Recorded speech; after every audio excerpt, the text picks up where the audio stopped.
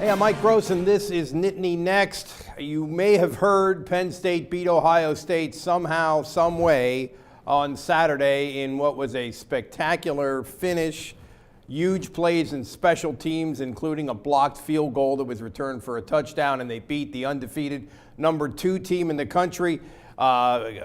Game changer, program changer, all that stuff going forward. And although you're not going to depend on huge plays in the special teams to win all the time, I do think there was evidence on Saturday that Penn State is making some progress, especially on the line of scrimmage up front. Their defensive line really dominated Ohio State in that last series when Ohio State was desperately trying to put something together to get back in it. So anyway, the news was fabulous from Happy Valley last weekend. This week, it's a little bit less electric a matchup. It's Purdue at fabulous West Lafayette, Indiana. Purdue is really struggling as a program. They fired their coach about a week and a half ago. They're working with an interim guy now who was the wide receivers coach.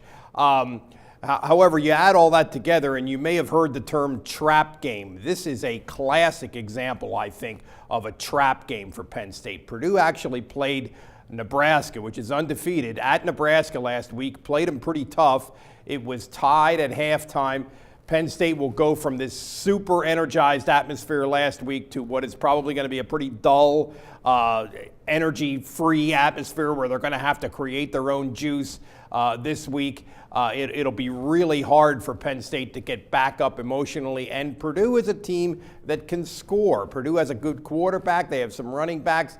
I think they're probably a little bit better than their record. I'm not trying to sell you that Purdue is great, but this is a trap game, and it's going to be very interesting to see how Penn State responds to, for the first time in a long time, having a target on their back a little bit and having to play as kind of not the underdog or certainly an overwhelming favorite on the road.